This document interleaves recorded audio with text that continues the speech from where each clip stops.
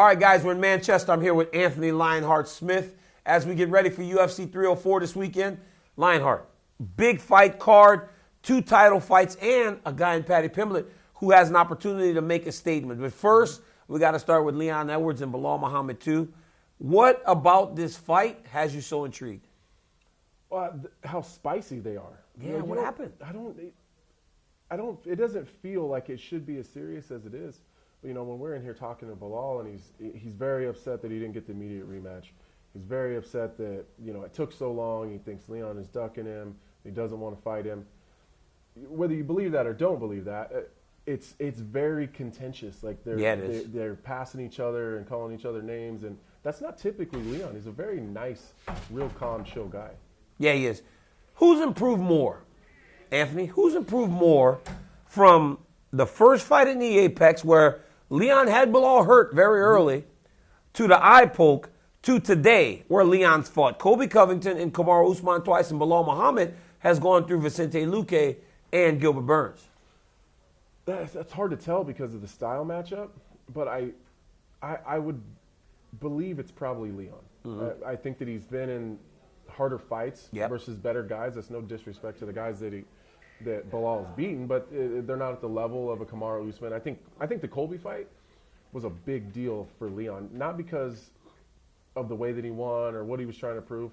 I think that style is impossible for people to deal with, including Kamaru Usman, who a lot of people think is the welterweight greatest of all time. Yeah. So I think the way that he made Colby look, where he was so uncomfortable on his feet, he couldn't even shoot. We've never even heard of that. That's crazy. He didn't even have to defend takedowns because he was so good on his feet that Colby didn't want to shoot. Yeah. I thought that was a big deal. Yeah, that was a big deal.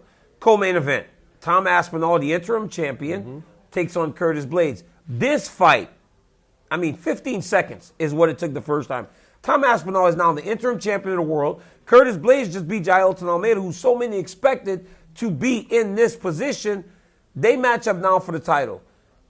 Tom said he couldn't learn anything from the first fight. Curtis said he took a lot from it. Who does the rematch benefit in terms of applying what they learned to the second fight? I don't know that. I think they both have positives and negatives from the first fight. I think a lot of it is where it is. Yeah.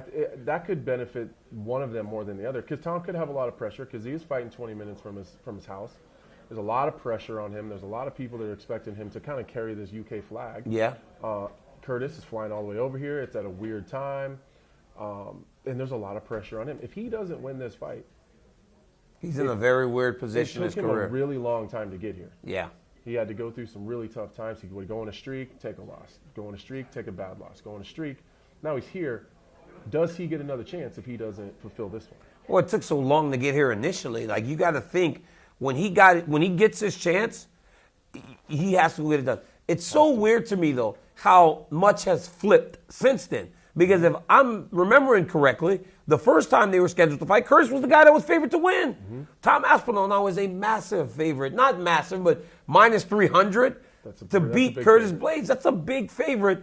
There's a lot of confidence in Tom Aspinall as he holds the interim championship, which I believe is the actual heavyweight championship of the world, because I think he'll be more active than John Jones or Stipe Miocic. Yeah, I totally agree. And I think that the fact that these guys are fighting now almost solidifies a long title run in my mind. Not to disrespect any of the other heavyweights, but I think these two guys are the hardest matchups for each other. Yeah. They're both big, they're both physical, they're both crazy athletic for their size. Both of them can wrestle.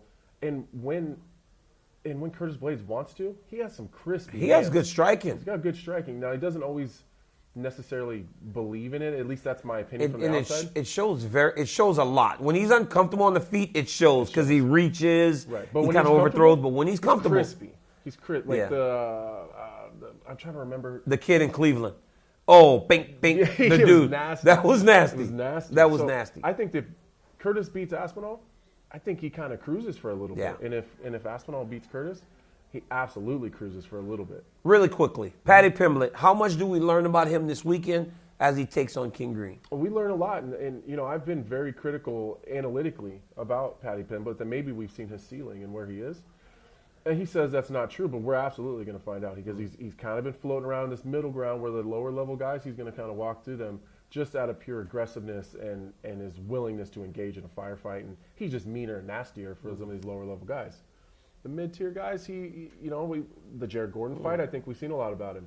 If we're talking about high-level guys, you need to be able to beat a guy like Bobby Green to win, or to be successful long term. King Green. King, the artist formerly known as Bobby. Hey, I don't want to be disrespectful. Hey, now I see why Charles Barkley's texting me about Anthony Smith being good. Wow. Good job, man. Guys, UFC 304, live from Manchester, England this weekend, ESPN Plus pay-per-view.